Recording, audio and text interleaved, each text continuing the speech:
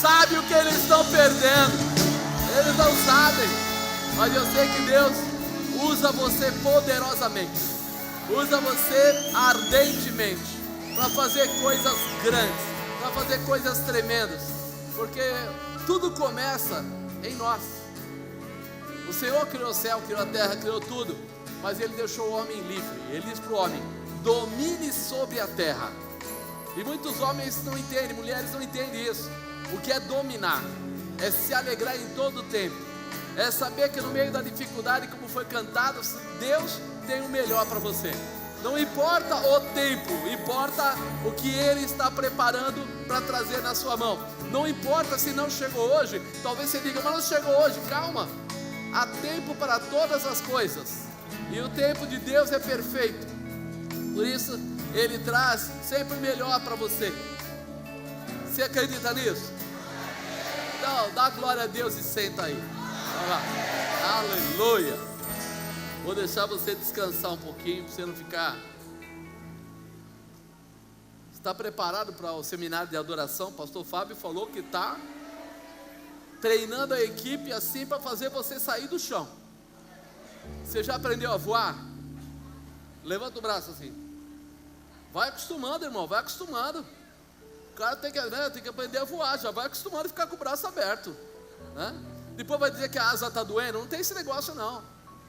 O fogo do altar de Deus vai te pegar, e você vai sair da terra, vai sentir a presença de Deus de uma forma excepcional. Algo que você mesmo vai dizer: uau, nem eu esperava tudo isso.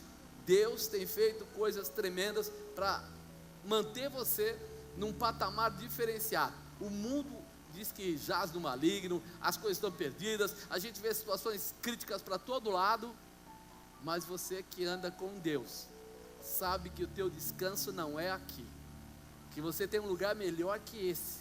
Por isso tudo que está acontecendo não interfere na tua intimidade, nem tira de você o desejo de viver o poder de Deus, porque você sabe que o melhor ainda está por vir. O final é melhor que o começo. Deus tem coisas fantásticas para colocar na sua vida. Enquanto você estiver aqui, faça o melhor, mas não esqueça, muito melhor é o que Deus preparou para nós no futuro. Muito melhor. Então tranquiliza, vive, é bênção de Deus. Eu coloquei como tema aqui, antes de mais nada, muito bom ver vocês, né? Muito bom voltar a estar na nossa igreja, no meio da nossa família, né?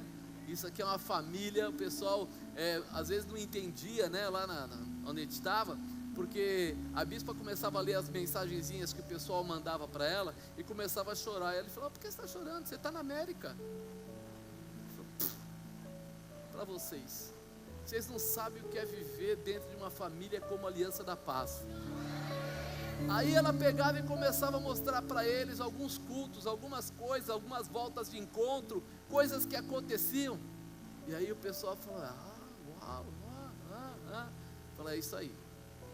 Você faz parte de uma família especial. Você faz parte de uma família destinada a vencer, mesmo no meio da tribulação, mesmo nas dúvidas, nas ansiedades, nos medos, porque isso todo mundo tinha. Se você pegar na Bíblia, todos os profetas tiveram dias de medo, dias de dúvida. Elias, que era Elias, entrou na caverna, sim ou não? Mas Deus foi lá e falou: Elias, linguagem de hoje, pô mano, o que você está fazendo aí dentro? Sai daí, desagarra, sai fora. Está fazendo aí? Deus está mandando dizer isso para você. Não fique preso no medo. Deixa Deus liberar o teu caminho. Deixa Deus liberar o teu projeto. Sabe? É o que o pastor Juliano falou. Ana estava numa situação ali de pesar. Não tinha, não podia. Estava sendo gozada pela amiga, né, tirando sarro dela o tempo todo. Olha aí, eu tenho, você não tem, eu posso, você não pode. Imagina que ela estava psicologicamente influenciada, estava fisicamente influenciada, estava se sentindo, né, um nada. Mas aí ela resolveu tomar uma posição. Foi fazer o quê? Orar. Foi fazer um propósito com Deus. E o Senhor fez o quê? Respondeu. Deus está esperando o seu posicionamento, só isso. E o nosso posicionamento quando a gente está com medo é de encolher, sim ou não? Quando você está chateado, fica, como dizem aí no mundo, fica down, fica para baixo. E quando você fica para baixo, você não quer ver ninguém, é ou não é? Você fica lá, eu não sei o que, até baba, porque você fica tão chateado. E aí, é o contrário. Quando você estiver assim, chateado, com dúvida, com medo, é hora de ir para cima. É hora de ir buscar a presença de Deus. É hora de determinar. É hora de fazer propósito. É hora de acreditar no impossível e ter a realização de Deus na sua vida. Se a gente entendesse isso, quantas coisas teriam sido vencidas antes do tempo? Quantas coisas teriam acontecido de forma diferente? Mas a primeira coisa que a gente faz é: não, Deus não quer, Deus não pode, Deus não está se agradando, não vai acontecer, não é. Calma. Tudo está no controle de Deus. Tudo. Se tudo está no controle dele, então o melhor é viver com ele. Porque se ele tem o controle, ele tem o poder. Se ele tem o poder, ele pode fazer o que quiser e realizar quando quiser. Então abaixa aí esse medo, joga fora ele e toma posse da vitória. Propósito.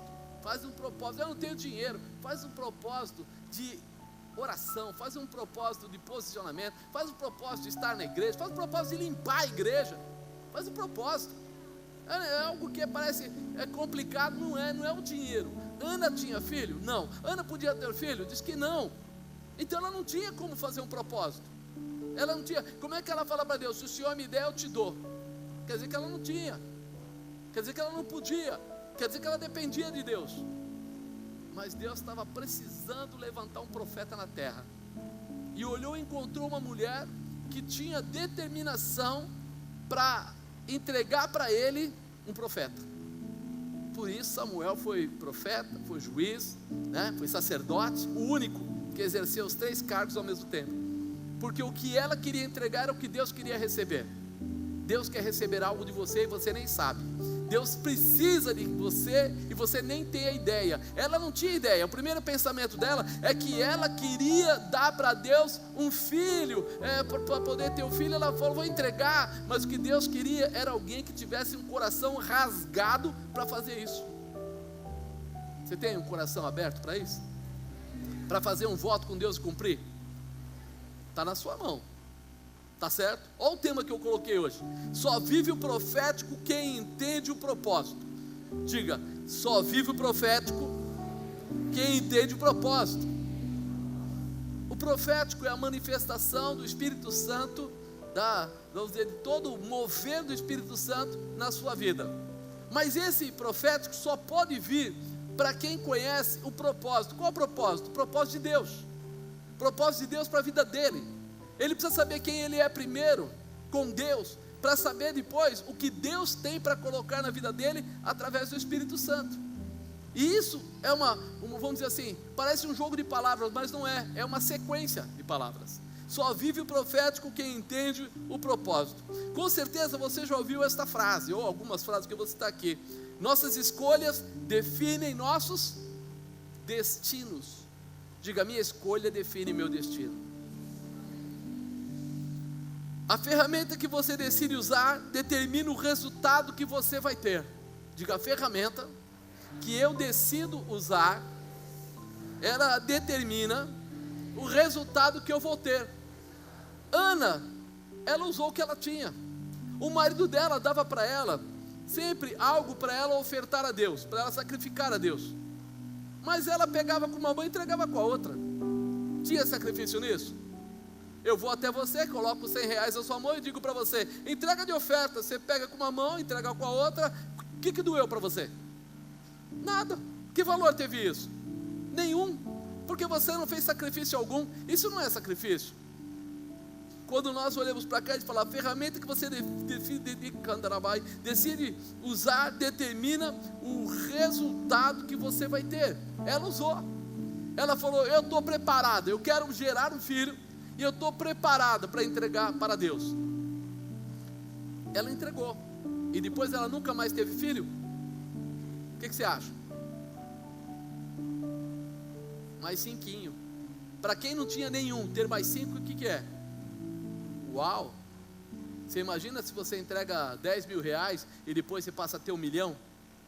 Uau, é bom, né? Puxa, maravilha. É isso. A ferramenta que você decide usar é que vai determinar o resultado que você vai ter. Eu até brinquei de manhã, eu falei, olha, se você visse ali Pedro indo pescar, quando ele ia pescar, ele pescava com anzol ou com rede? Por quê? Porque ele pegava mais peixe. Até a gente que não conhece nada de pescaria, saca logo o entendimento do negócio. Ele não era um pescador que pegava o peixe, ia lá, fritava e comia. Não, ele era alguém que fazia disso daí a vida dele. Produção, realização. Então para ele, se ele fosse pescar 1 por 1, ele ia demorar muito tempo para ter uma quantidade. Mas ele sabia, peraí, eu preciso usar uma ferramenta adequada para poder manter minha vida. Tem gente que quer ser empresário, mas é o maior miserável, o maior pão duro, nunca vai crescer. Mas por quê? Porque se ele quer ser um empresário, lógico, de Cristo, embaixo da promessa de Deus, ele tem que ser liberal. Ele tem que ter uma vida liberal. Ele tem que entender que tudo aquilo que for vir na mão dele, não é dele, vem de Deus. Então quanto mais ele entregar, quanto mais ele ofertar, quanto mais ele abençoar, mais Deus vai trazer na vida dele. Não foi isso que o pastor Juliano ministrou? Ele estava apertado com um problema, ele foi lá, pegou lá, e na época que ele ainda não era nem empresário, ele fez uma oferta e a vida dele mudou. Quando você quer provocar a Deus, você tem que se estabelecer. Mas você precisa saber o que é que você quer. Se você quer pescar, você usa a rede. Mas se você de repente quer caçar, você vai usar, sei lá, naquela época o arco e flecha, a lança, sei lá. Você tem que ter a ferramenta certa para o resultado certo. Eu quero ser cheio do Espírito, quero ser um homem de Deus. Então você vai ter que buscar do Senhor a manifestação do profético dele na sua vida. Nós precisamos saber qual é o propósito para sabermos o que é que nós precisamos realizar, como nós precisamos realizar. Ou nós podemos dizer também, aquilo que você semear, isso também você colherá. Se você tem a semente da banana, sei lá, ou do tomate, você não vai pegar outra coisa, não vai vir maçã. Eu tenho que ter essa convicção. Aquilo que você semeia é o que você colhe. Ou outras coisas, né? Para toda ação sempre haverá uma. Isso daí é do mundo, mas funciona. Sem ação, sem reação. Sem plantio, sem colheita. O único que colhe onde não plantou é Deus, está na Bíblia. Só Ele. O restante todo tem que fazer alguma coisa para ter alguma coisa. Isso faz parte. Então, o que eu quero dizer? Que você é responsável pelas suas escolhas. Eu vou usar você para não ir de pessoa em pessoa. Olha para a pessoa que está perto de você e diga para ele, você é responsável pelas suas escolhas. Você tem liberdade para fazê-las. Hoje não existe mais nada que você seja obrigado. Você compra um carro, eu sou obrigado a pagar o IPVA. Não compre o carro, não pague IPVA. Você não é obrigado, você condicionou uma situação. Você condicionou. Não, eu sou contra o dízimo. Meu irmão, pede para não receber mais salário. Vai na empresa e fala, eu não quero mais salário porque eu não quero dar dízimo. O cara vai falar, você é louco? Mas tudo bem, é uma escolha. Nós fazemos as nossas escolhas, nós colocamos os nossos projetos, nós somos responsáveis por aquilo que nós fazemos. O próprio Jesus escolheu os seus 12 apóstolos. Ele não fez eleição. Ele não foi lá e falou assim, eu vou escrever aqui na areia o nome de cada um de vocês. E aí pessoal, votem aqui. Quem é que quer Pedro? Quem é que quer João? Não fez isso não. Ele orou, foi lá e escolheu cada um deles. E durante a escolha dele, você fala assim, mas apóstolo, teve um que não deu certo, né? Teve? Judas deu uma pisada na bola? E aí Jesus falou, acabou. Não, se Judas caiu fora, se ele aprontou, eu não quero mais esse grupo. Foi isso que ele falou? Ou ele continuou trabalhando com os outros? Ele não parou. Ele sabia que ele estava escolhendo seres humanos, que eles tinham dificuldades, que eles tinham momentos, que eles tinham aflição. Como assim? Olha para Pedro. Pedro não era um cara intempestivo. Ele chegou lá e começou a falar, não Jesus, o senhor não vai se expor, o senhor não vai isso, o senhor não vai aquilo. Jesus falou para ele o quê? Para trás de mim. Aí você fala, então Pedro já era. Não, depois de algum tempo, sabe o que Jesus fala para ele? tu és Pedro, sobre esta pedra edificarei a minha igreja. Porque ele não parou, porque ele falou assim: eu fiz as escolhas e eu vou trabalhar pelas escolhas, eu vou fazer o melhor com elas, porque eu tenho um propósito. Eu não falei no começo que você só vai ter vamos dizer, a manifestação profética quando você tiver a convicção de qual é o seu propósito. Jesus não parou porque ele tinha um propósito. Ele estava definido a vir à terra, manifestar o poder de Deus, trazer a salvação ao ser humano, mudar toda a configuração. Por isso as dificuldades que foram aparecendo no caminho não paravam ele. Lembra quando Pedro, ele falou: Pedro, eu preciso lavar o pé de vocês. Pedro falou o que para ele? Não, Senhor, meus pés o Senhor não lava. Ele falou: Pedro, se eu não lavar os seus pés, você não tem parte comigo. Ele falou: então pode lavar a cabeça, pode lavar tudo. Ele falou: não, Pedro, só os pés. Por que Jesus continuava fazendo, sabe, andando e tal? Porque ele tinha propósito. Ele sabia que no meio daquilo tudo, daqueles homens, aqueles 11 homens que restaram, depois entrou o 12º. Você pensou? Se ele olhasse e falasse assim: é verdade, hein? Não é 12, são 11. Então o número apostólico não é mais 12. Pai, muda aí em cima nas escritas, que agora não é mais 12, é só 11. Caiu fora. Não, ele falou: tem propósito. Eles foram lá, sortearam e trouxeram Matias. E mudaram, completaram a história, continuaram, perseveraram. Foram além. Por quê? Porque havia um propósito. Quando nós olhamos para isso, você sabe que nós precisamos aprender a valorizar aquilo que está dando certo e não dar valor para aquilo que não está dando certo. Quantas vezes você fala com as pessoas e as pessoas estão muito mais acreditando na derrota do que na vitória? Eles começam: não, eu vou crescer, eu vou estudar, eu vou fazer. Aí vem uma dificuldade, 2, ele larga aquilo para trás e já começa a acreditar: realmente esse negócio não é para mim, não vai caber em mim. Mas peraí, qual é o teu propósito? Se você tem um propósito, você vamos dizer, reconcilia a situação, restaura a situação, prepara de novo, redimensiona e volta para o propósito. Persevera naquilo que foi dado a você.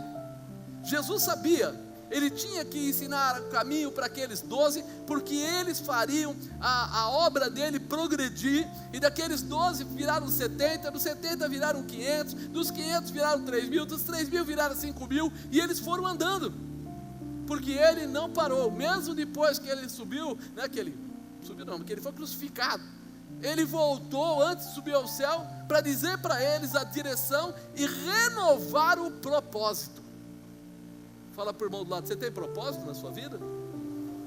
Você conhece o propósito de Deus na sua vida? Ou você caiu de paraquedas dentro da igreja? Não, sabe, eu estou aqui porque é melhor estar aqui do que estar lá fora, né? Eu estou aqui. E amanhã? Amanhã eu não sei não, mas hoje eu estou aqui. Mas você pretende o que com o negócio de Deus? Sabe o que é? Estou precisando pagar umas contas aí, e diz que Deus é bom para fazer milagre, então vou ver se ele entra em ação. Isso não é propósito, amado. Isso é fuga. Isso é quebrar galho. Não é realização. O propósito de Deus é fazer de você realmente um tremendo homem de Deus. Alguém que vai viver a manifestação do profético. E quando a gente fala do profético, você viu que ele falou aqui: a mulher entrou com o pedido lá da aposentadoria, era para receber parcial, recebeu inteiro. O que é aquilo? Milagre. O profético, ele é cheio de milagres. Então não é apenas o espiritual que vai mudar na sua vida, vai mudar toda a sua história. Vai mudar a sua história no seu casamento, vai mudar a sua história no seu relacionamento, vai mudar a sua história no seu profissional, vai mudar a sua história no seu familiar, vai mudar a sua história no seu financeiro, vai mudar a sua história no seu espiritual, vai mudar a sua história em tudo, porque o profético, ele encampa tudo isso de uma vez só. Sinais e maravilhas. Deus quer trazer a você algo muito mais profundo, e nós de repente ficamos tentando enxergar com os olhos tampados, não conseguimos passar além. Ele quer dar a você não simplesmente um binóculo, quer dar a você uma daquelas lunetas que você vê as estrelas, que você vê a lua, sabe? Ele quer dar uma visão para você poderosa, para que você enxergue aquilo que você não conhece. Eu olho para cima e vejo um monte de pontinho brilhando, mas quando alguém coloca lá aquelas lunetas especiais, aqueles telescópios especiais, ele enxerga até os buracos da lua. Deus está querendo dar essa visão para você, mas para isso você precisa ter o propósito, para poder viver o propósito e participar do profético. Aí os seus olhos não serão mais olhos comuns, mas você enxergará aquilo que Deus tem preparado para todos aqueles que são seus. Você saberá quando Ele está falando com você, você entenderá quando Ele quer dar a você na sua casa, na sua família, Ele quer direcionar você no sim, no não. Espera, aguarda, ainda está por vir, coisas mudarão, Deus vai fazer coisas com você que você não imagina, mas além de você, Ele vai trabalhar todas as pessoas que alcançarem ou estiverem próximas de você. Você vai ser uma ferramenta de transformação. Ah, meu irmão, quando você entende quem é o Deus da sua vida, quando você entende qual é o propósito, né? Nós começamos a entender que Jesus foi e teve aquela chance, fez aquela escolha, e cada um de nós tem a mesma chance. Você tem a chance de fazer a sua escolha. Você pode viver pelo mundo, e a Bíblia diz que o mundo jaz no maligno, ou você pode viver no mundo, mas oi barradista lá, enxergando a glória de Deus, vivendo a manifestação do poder, sentindo o calor da presença da Candarabachai, do eterno, do todo-poderoso Sarabacarabacheri Andalabai, porque Ele é o Senhor, porque Ele pode tudo, Narakandorabai, porque Ele é tudo, Rabacarabadai, porque Ele tem tudo, Shepadarabacandarabás, para todo aquele que crê. Se você abrir o seu coração, Ele tem como mostrar isso para você. Mas se você quiser viver simplesmente a mesmice, o comodismo, nós estamos vivendo um tempo do comodismo, das coisas mais fáceis. Eu vejo muitos pregadores falando sobre o tempo da graça, graça, mas o Senhor quer mais do que dizer para você que você simplesmente é salvo. Tem gente que está vivendo só o básico, está vivendo só a migalha, e Deus até se constrange, eu tenho certeza, quando Ele olha e vê as pessoas dizendo: não, fica tranquilo, porque você está salvo, fica bem, fica em paz, fica isso, não, Ele fala: ei, vocês não entenderam, vocês são um povo eleito, povo santo, separado, escolhido, para viver a minha glória e o meu poder, para serem representantes da minha manifestação. Aonde vocês chegarem, eu estarei, aonde vocês pisarem, eu manifestarei, aonde vocês declararem, eu estarei fazendo aquilo que foi declarado. Só ser salvo é pouco, Ei, carabaçara cantarabai. Nós precisamos abrir o nosso coração para entender o muito mais. Amado, às vezes você vai num lugar e conhece coisas, você acha até bacaninha. Vai num restaurante e chega lá e pede um prato, mas você não sabe todo o cardápio que está lá dentro.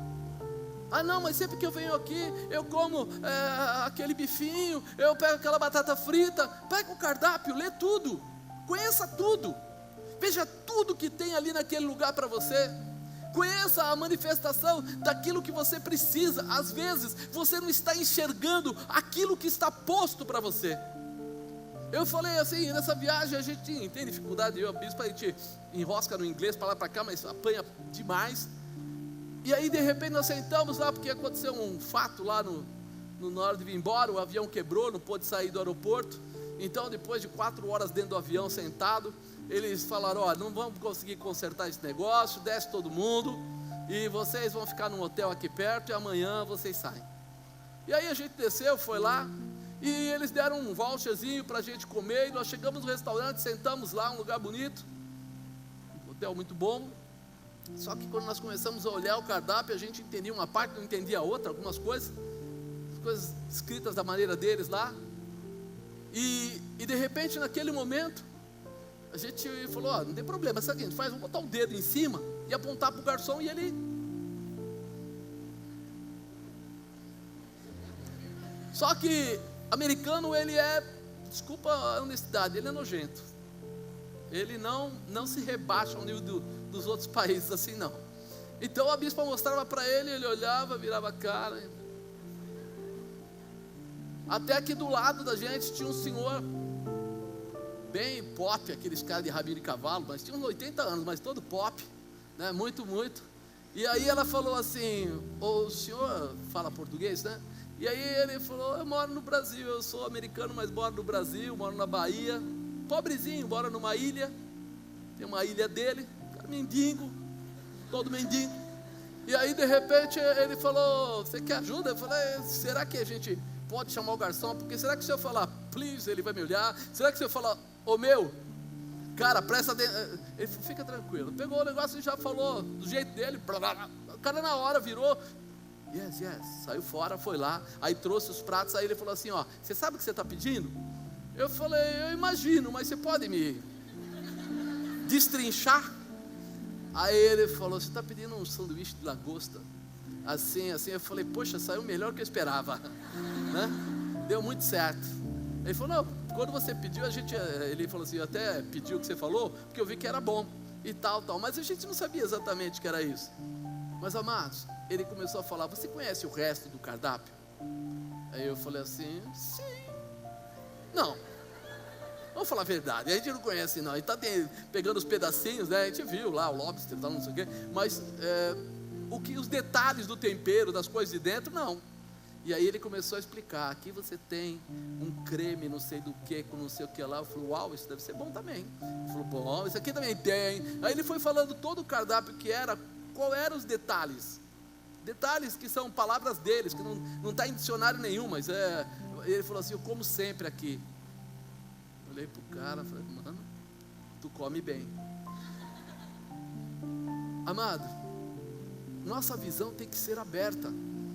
Nós precisamos entrar nessa dimensão de conhecer o cardápio de Deus, de viver. Sabe por quê? Porque o mundo está roubando muita gente com porcaria, está roubando pessoas que poderiam ter uma manifestação especial de Deus através de uma simples prostituição, através de uma bebida alcoólica qualquer, que hoje ele toma, amanhã ele está com dor de cabeça, depois de amanhã ele está viciado. Pessoas que estão estragando o seu casamento, pessoas que estão estragando relacionamento, pessoas que estão entrando nas drogas, e eles estão achando assim que estão fazendo um grande negócio, porque eles não conhecem o cardápio de Deus, porque eles não conhecem tudo que Deus pode dar para eles, que traria muito mais alegria. Quando a própria Bíblia fala, né, para a gente não se embriagar com o vinho, mas se embriagar com o quê? Com o Espírito Santo. Ele quer dizer o quê? Que quando você se encher do Espírito Santo, virá alegria, virá gozo, virá paz, virá prosperidade, virá tanta coisa, que aquela porcaria daquela bebida não tem nem paladar para tirar você da presença de Deus. Não tem, porque é bom demais. Quando a Bíblia fala assim: alegra-te com a mulher da tua mocidade, ele quer dizer, se alegra com aquela mulher que você casou. Aí você fala: mas a vizinha parece que é melhor. É porque os teus olhos já perderam o sentido daquilo que Deus te deu desde o princípio e compartilha contigo todos os dias. Você está com a visão distorcida, você está com o cardápio errado, está pensando em algumas coisas, mas você não conhece o tempero final, porque muita gente se envolve com isso, perde o antigo e também não tem o novo. Estraga o casamento e não tem uma vida legal depois. As drogas parecem ser coisas tão sensacionais, mas daqui a pouco você vê as pessoas lá naquela rua da Cracolândia, todo como um zumbi perdido. Mas peraí, parecia bom. Você tem que olhar o cardápio inteiro, porque às vezes a aparência é boa, mas o tempero é podre, vai fazer muito mal para você. Por isso, viver o profético de Deus é aprofundar-se na presença de Deus, para conhecer a manifestação que só Ele tem para te dar. Ninguém pode dar o que Deus dá, ninguém pode mexer naquilo que Deus coloca. É fantástico, tremendo, glorioso. A coisa é tão forte, tão forte, tão forte, que quando a gente vai aí no Novo Testamento e olha para um sujeito chamado Saulo, que ele tinha uma determinação, cultura, conhecimento, preparo, posicionamento, emprego. Ele falava mais de uma língua, ele tinha dupla nacionalidade, ele tinha tantas coisas, ele era um soldado romano de alta categoria, ele tinha tudo aquilo, ele parecia ser tudo. Mas um dia ele depara com Jesus, e Jesus começa a mostrar para ele Paulo, por que você me persegue? Qual é o barato? Qual é a tua? Aí ele falou, opa, quem está falando? Espera aí, ele não conhecia Deus? Ele não estudou com Gamaliel? Ele não teve as melhores informações? Ele não tinha uma formação profunda? Como é que ele não sabia quem estava falando? Porque ele estava olhando com olhos carnais, olhos naturais. E aí ele fala, sou eu, sou Jesus, aquele que você persegue.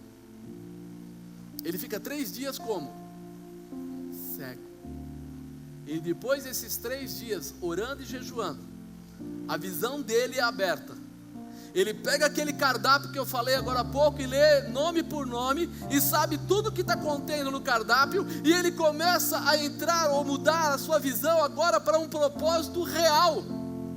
Agora ele entra e começa a servir a Deus, e serviu até o fim da sua vida. Por quê? Porque ele entendeu o propósito. Ele conseguiu separar o que era fantasia do que é realidade. Ele abriu a visão dele para escolher Jesus Cristo para ficar para a vida toda.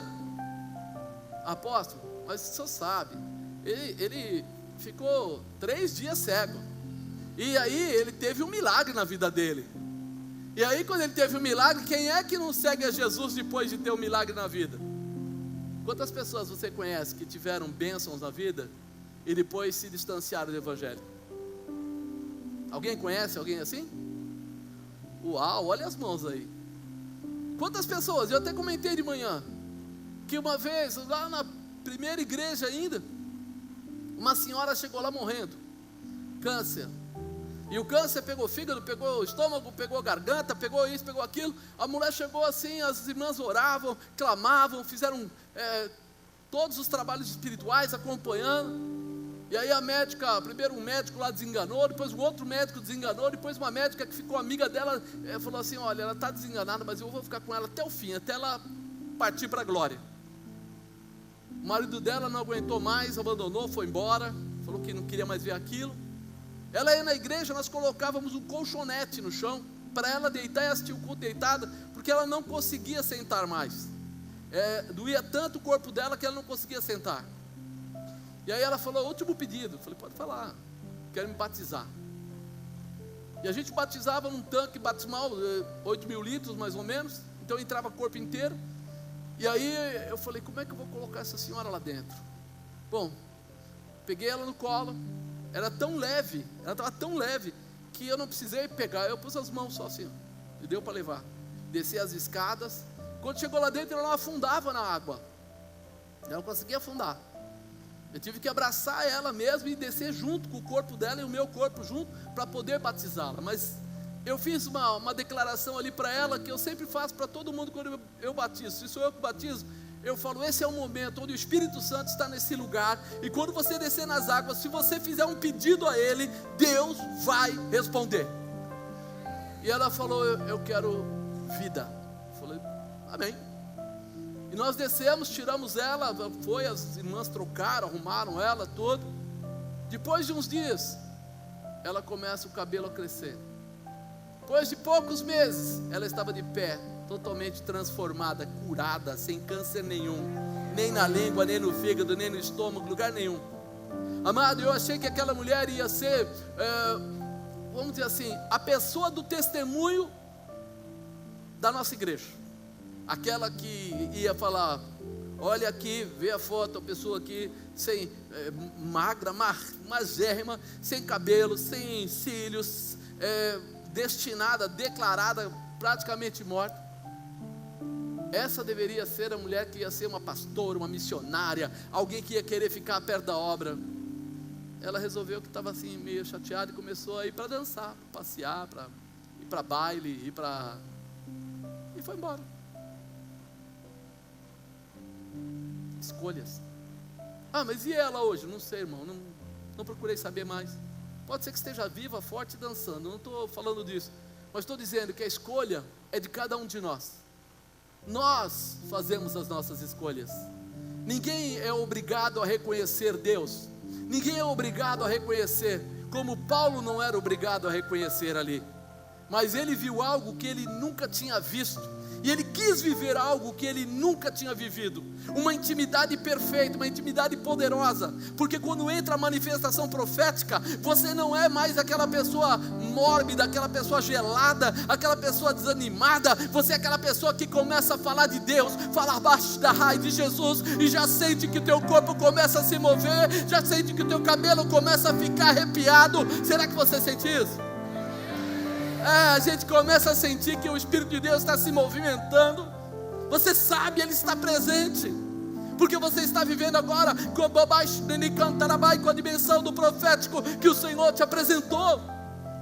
Paulo começou a viver isso, por isso deram surra de vara nele, deram pedradas nele, colocaram ele em situações difíceis, mas ele não voltava atrás. Ele falava claramente: viver para mim é Cristo.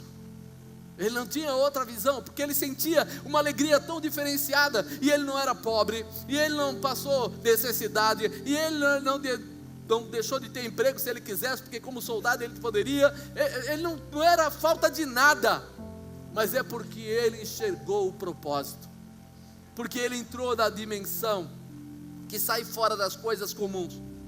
Ele, abaixo da raia, preferiu viver todos os dias na presença e no poder de Deus. Mas o que mais? Que mais? A palavra de Deus fala aqui em Atos 13, versículo 6: e havendo atravessado a ilha até Pafos, acharam um certo judeu mágico, falso profeta, chamado Bar-Jesus, o qual estava com o procônsul Sérgio Paulo, homem prudente. Este, chamando a si Barnabé e Saulo, procurava muito ouvir a palavra de Deus, mas resistia-lhes Elimas, o encantador, porque assim se interpreta o seu nome, procurando apartar da fé o procônsul. Todavia Saulo, que também se chama Paulo, cheio do Espírito Santo, fixando os olhos nele, disse: ó filho do diabo, cheio de todo engano, de toda malícia, inimigo de toda justiça, não cessarás de perturbar os retos caminhos do Senhor?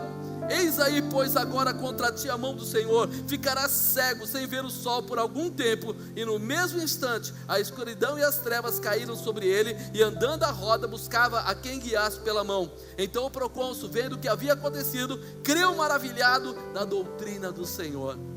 Quando você recebe o profético de Deus, vem mais do que simplesmente a tua conversão, vem autoridade para curar, autoridade para pregar, autoridade para libertar, autoridade para, olha, ele não mandou o homem ficar cego para sempre, ele diz: você vai deixar de enxergar por algum tempo.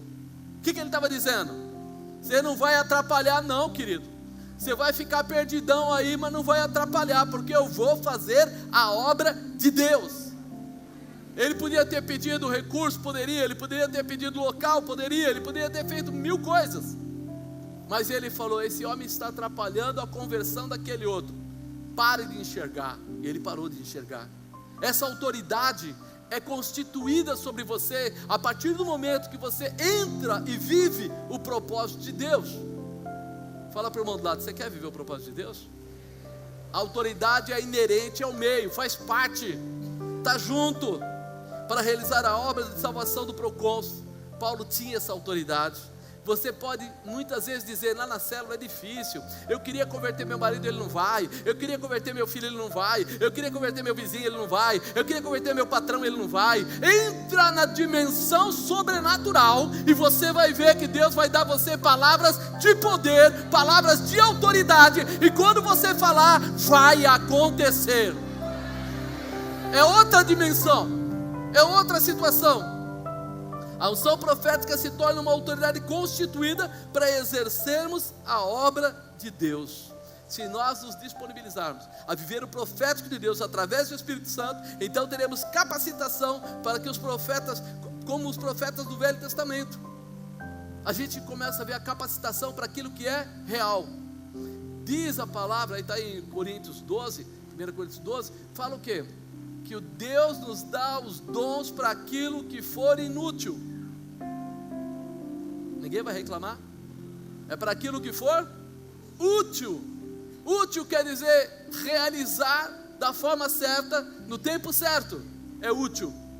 Se nós temos de repente gasolina 100 litros, mas eu não tenho carro, a gasolina se torna útil?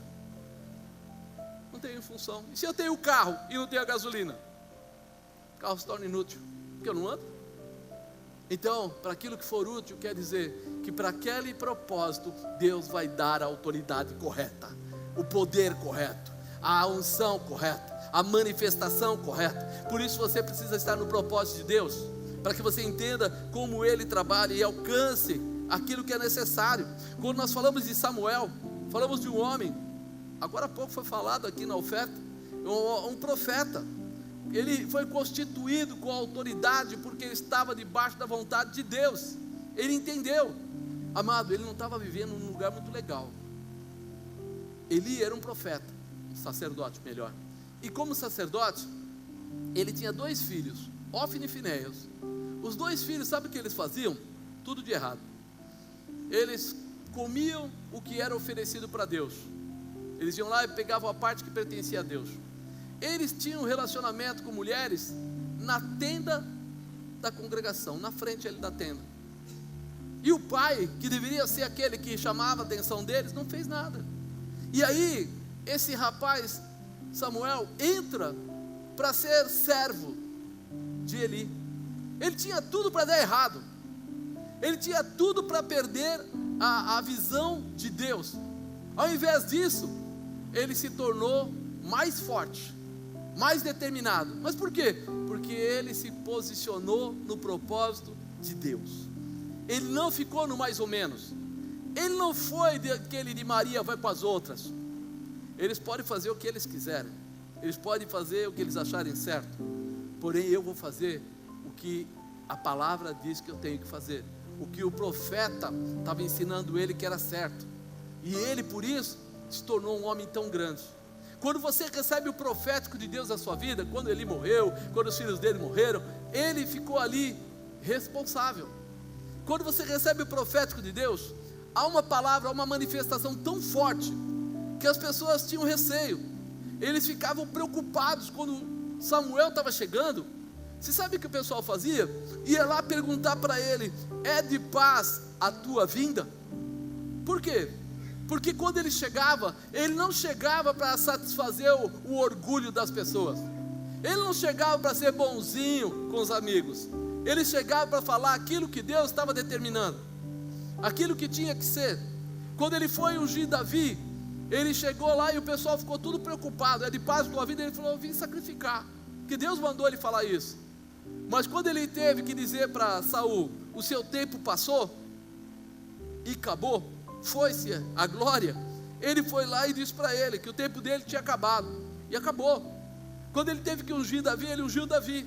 A cada passo dele era um passo determinado, porque ele tinha autoridade constituída. Talvez você diga: mas eu não quero ser pastor. Mas você não precisa ser pastor, mas você precisa ter a unção profética na sua vida, para que você não seja levado por ventos de engano. E mesmo a gente não entende o que é ministério, mas hoje ser um empresário é um ministério. Hoje ser uma pessoa que vai cuidar de crianças é um ministério. Hoje ser uma pessoa que conhece e tem amizade com todas as pessoas do bairro já passa a ser um ministério, porque você vai falar e as pessoas vão achar um caminho que talvez elas estejam perdidas e não consigam localizar. A tua boca será uma boca de revelação. Você será uma pessoa que Deus vai querer usar. Você sabe que existem dons naturais, aos quais Deus coloca a manifestação espiritual sobre ela, ou seja, o dom espiritual, e aí você se torna forte nisso. Quando a gente era mais jovem, né, eu e a bispa, eu lembro quantos amigos e amigas dela iam pedir conselhos para ela, e a gente não era crente nem nada, mas eu via na empresa dela, até diretor da empresa dela, perguntando se achava que devia fazer, não devia fazer, e coisas do tipo, e a gente achava estranho, como as pessoas se abriam rapidamente para ela. Quando nós nos convertemos, é que nós percebemos que Deus estava querendo mostrar para ela que existia uma continuidade naquele propósito, que Ele deu a ela um dom natural, mas que Ele queria completar com o sobrenatural, O que mudou? Antes ela dizia o que ela sentia que era melhor. A partir do momento que o dom espiritual recaiu sobre isso, ela começou a enxergar o problema não simplesmente falado, mas aquilo que a pessoa vivia. Muitas vezes ela entrou no profundo, muitas vezes ela disse: o que você está falando não é verdade. Olha, eu estou vendo aqui outras coisas, estou vendo aqui você fazendo isso, você fazendo aquilo. E aí a pessoa conta a história de verdade, e aí ela pode ser tratada, transformada, libertada, restaurada. Aí você começa a ter aquilo que é diferente, ou seja, profundidade espiritual, e isso só tem quem vive o profético de Deus. Se você não permitir isso, por isso, eu não sei qual é o dom natural que você tem. Tem gente que é de relacionamento, tem gente que é, como eu disse, empresário, tem gente que sabe lidar com criança como ninguém. Cada pessoa tem um dom. Tem gente que gosta de interceder, de ajudar os outros. Tem gente que tem um amor descabido pelas pessoas que passam necessidade. Mas em tudo isso, Deus tem algo especial para completar esse dom natural através do profético, fazendo de você alguém muito mais profundo, alguém que conhece muito mais a intimidade de Deus, e através disso recebe autoridade para fazer qualquer coisa.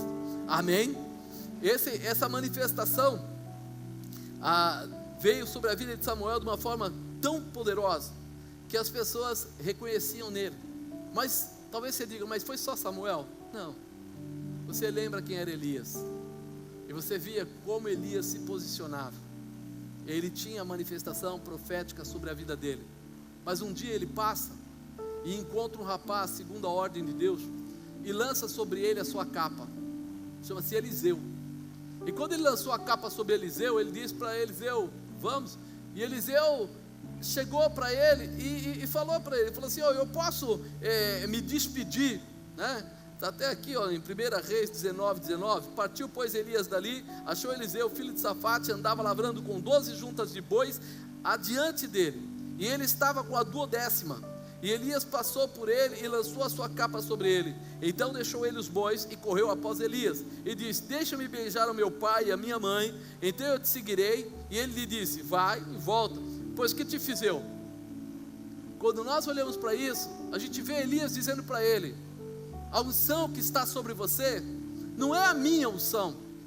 Que te fiz eu? Eu não fiz nada. Quem vai mudar a tua história é Deus. A unção que está sendo derramada sobre você não vem simplesmente de mim, mas vem de Deus. Deus quer colocar coisas sobre a tua vida, não por pessoas, mas pela manifestação que Ele tem de poder para transformar você de uma forma especial. Não fique ligado, preocupado, porque às vezes a gente fica preocupado com uma pessoa, com outra pessoa. Entenda que Ele é aquele que vai fortalecer, vai te preparar, mas o que virá sobre a tua vida virá da parte de Deus. Quando Paulo dizia: sede meus imitadores, como eu sou de Cristo, ele estava falando claramente isso. Eu não sou Deus, eu sou alguém que segue a Deus e ensina você a seguir também. Você precisa olhar para isso, porque quando ele vai, retorna, mata aqueles animais, faz a fogueira, o churrasco, entrega para eles a comida, ele estava dizendo assim: eu não volto atrás no meu propósito, eu não abro mão, eu estou desmantelando o que for necessário, acabando com o que for necessário, para que eu possa viver a plenitude da promessa, para que eu possa entrar nessa dimensão sobrenatural, para que eu possa ir pelo profético. É interessante você ver isso confirmado no momento em que ele está seguindo Elias, e Elias passa por 3 lugares diferentes, e em cada um deles as pessoas tentam avisar ele: olha, o seu profeta vai ser tirado por sobre a sua cabeça. E ele fala: eu sei disso, pode ficar calado que eu já sei disso. Ou seja, ele já estava recebendo as revelações, já estava sendo tocado. Mas é muito interessante que Elias conversa com ele e diz para ele assim: olha, se você me ver partir, você pode pedir o que você quiser, pede o que você quiser, mas você precisa me ver eu partir. Imagina se agora o anjo de Deus viesse aqui e perguntasse para você: pede o que você quiser. Pergunta para o irmão do lado, qual seria a resposta dele? Um carro, pagamento das minhas contas, quero que meu marido passe a lavar a louça, que ele não lava. Amado, se você abre um espaço, porque eu estou pregando agora, você sabe qual é a resposta, mas se eu abro um espaço para colocar um papelzinho na mão de cada um e falar: se o anjo descesse agora, o que é que você pediria? Você ia ter aqui de tudo. Eliseu tinha já um propósito determinado no seu coração. Quando Elias disse isso para ele, ele respondeu imediatamente. Ele disse para ele: peço-te que haja porção dobrada do teu espírito sobre mim. O próprio Elias disse para ele: coisa difícil pediste, mas se você me ver quando eu for tomado, você vai ter. Mas por quê? Porque aqui ele não estava pedindo a porção dobrada do Espírito Santo. Aqui ele estava pedindo que viesse o caráter de Elias numa proporção maior sobre a vida dele. Que a coragem, a determinação, a autoridade, a visão, o propósito que estava em Elias viesse sobre ele em dobro. Ele não falou que ele queria mais de Deus, porque ele sabia que Deus já é tudo, que o poder do Espírito Santo já é todo, que na verdade quem limita o poder de Deus somos nós, que nós aqui não acreditamos, ou não nos posicionamos, ou não oramos, ou não entramos nessa dimensão sobrenatural, porque Deus pode todas as coisas. Quem criou o céu e a terra? Quem criou os luminares? Quem criou os mares? A terra é estrada do quê? Dos seus pés. Deus pode todas as coisas, mas o que é que falta? Nós entendermos. Por isso, ele quando foi pedir, ele olhou para Elias e falou: esse é o homem que quando de repente ele disse para de chover, não choveu. Quando ele disse volta a chover, voltou a chover. Esse é o homem que quando pediu fogo do céu, o fogo desceu. Quando disse para aquele capitão e os 50 soldados: se eu sou homem de Deus, desça fogo do céu sobre você. E o fogo desceu e consumiu o capitão e os 50 por 2 vezes. Da terceira vez é que eles abaixaram ali, o capitão ficou mais manso e pediu para ele tratar diferente. Ele falou: eu não preciso mais de Deus, porque Deus é tudo. Eu preciso mais de coragem, mais de determinação, mais de autoridade, mais de posicionamento, porque é isso que faz a diferença. Não é Deus, é você. Não é Deus, é a sua escolha. Não é Deus, é o seu propósito. Não é Deus, é aquilo que você tem colocado na sua vida como realização. É isso que muda a história. Por isso, ele pensou: peraí, Deus tem muito mais para dar. Elias fez lá os 8 milagres, mas Deus pode fazer muito mais. Deus pode trazer muito mais. Deus pode colocar coisas maiores. Então eu quero o dobro da determinação, o dobro da coragem, o dobro do propósito que estava em Elias na minha vida, para que eu faça as coisas maiores. Elias fez 8 milagres. E Eliseu? 16. 15 mais 1, pode-se dizer. O mais 1 quis dizer o quê? Que o dia que ele foi enterrado numa cova, ele estava lá, era só 15. Aí jogaram uma pessoa que tinha morrido na cova dele, ressuscitou. Tocou o corpo dele lá, os ossos dele lá, e ressuscitou o 16º. Mesmo morto, mesmo já sem vida, ainda os milagres aconteciam para se cumprir o que havia como promessa na vida dele. Deus não volta atrás. Deus, quando estabelece com você um propósito, Ele vai até o fim. Agora eu pergunto: e você, quando estabelece um propósito com Deus, vai até o fim?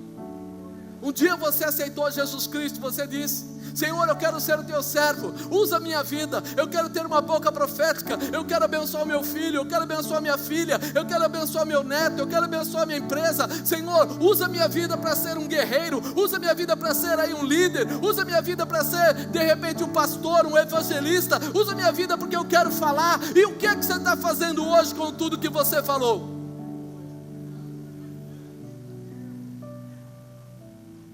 Ninguém vai responder, né? Mas tudo bem. Você precisa entender que Deus tem muito mais para dar, mas Ele vai dar para aqueles que têm a visão do propósito, aqueles que estão ligados a um propósito. O que adianta você dar uma unção de cura para alguém que não quer orar por cura? O que adianta você dar uma revelação de sonhos para uma pessoa que não tem paciência de conversar com ninguém? O que adianta você dar para as pessoas os dons, se eles não têm vontade de utilizá-los? Se de repente na empresa dele falarem para ele ficar lá uma semana, ele abandona tudo e vai embora e larga as ovelhas para trás e deixa o lobo comer cada uma delas.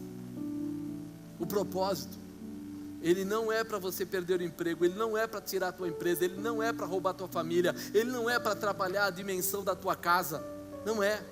O propósito de Deus é para constituir você como autoridade espiritual na terra, como alguém que realmente é casado, tem filhos, tem tudo, mas tem capacidade e capacitação, está preparado para fazer coisas maiores. É para que você tenha a plenitude da prosperidade.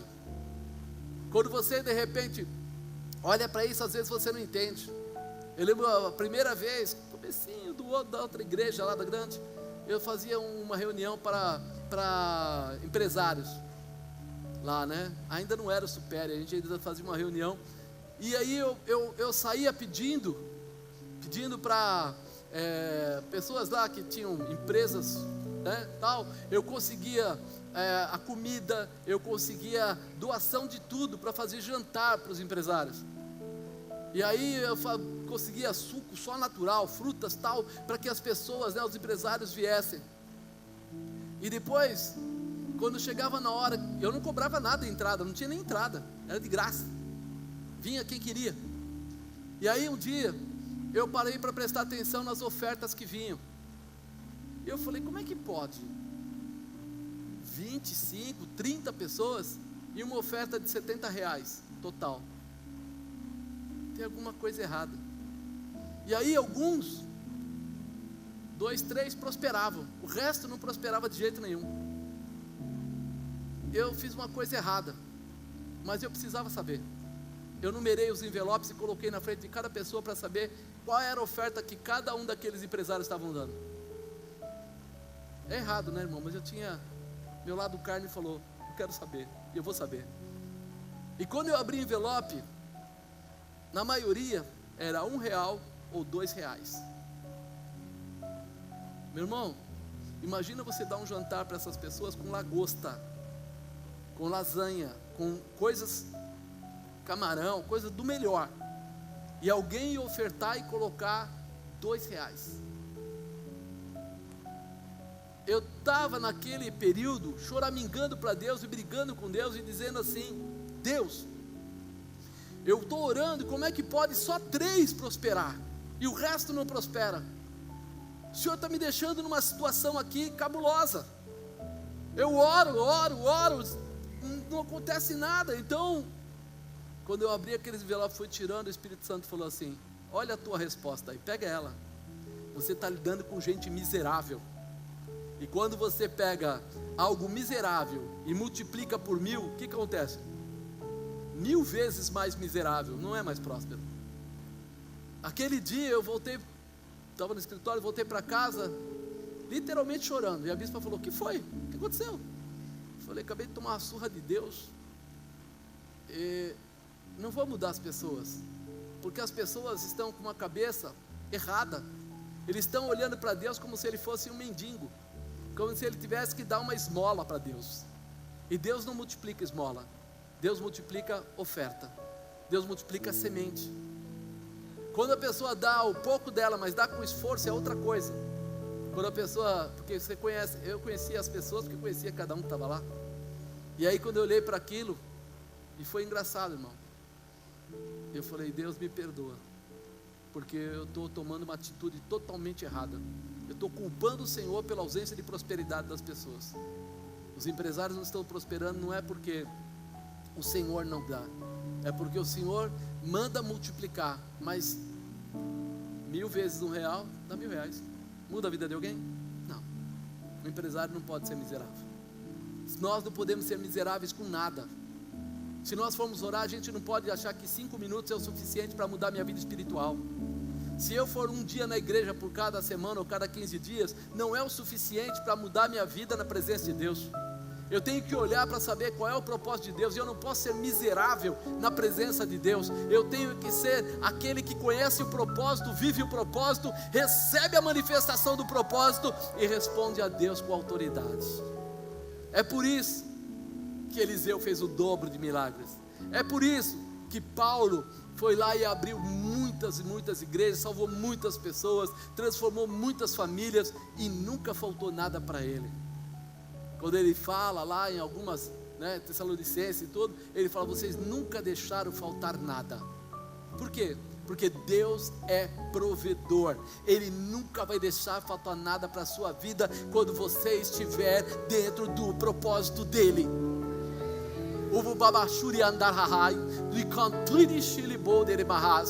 Quando você fala do profético, você fala de unção, você fala de milagres, mas você fala de prosperidade. Você fala, ele criou o homem, o ser humano com o estômago, ele criou o ser humano com as suas necessidades físicas, e ele é Deus para poder capacitar e dar a você tudo o que você precisa, para dar a você tudo o que é necessário. Ele sabe do que você precisa, ele tem pronto para você o que você precisa. Mas será que você está na dimensão de Deus ou na sua dimensão? Será que você está se rasgando para entender o propósito e viver aí todo profético de Deus? Ou você está achando que você é mais ligeiro que ele? Mais esperto, mais entendido, mais preparado? Comece a pedir. Fala, Senhor, eu quero porção dobrada do teu Espírito, do Espírito do meu apóstolo, do Espírito da minha bispa, na minha vida. Eu quero fazer diferença, eu quero prosperar, eu quero levar as pessoas ao teu conhecimento. Senhor, quando as pessoas chegarem até mim, elas verão o teu brilho, sentirão o teu poder, me perguntarão: o que é que você tem? E eu terei liberdade de ministrar, de abençoar, de curar, de restaurar, de transformar, porque eu tenho um propósito, e eu vou viver o profético na minha vida. Amém? Creia nisso. Você foi separado. Aleluia, aleluia. Você foi encontrado, você foi separado. Santo é alguém que é separado. Você não nasceu, a maior parte aqui não nasceu em berço evangélico. A maior parte recebeu a Jesus Cristo como seu Senhor. Sim ou não?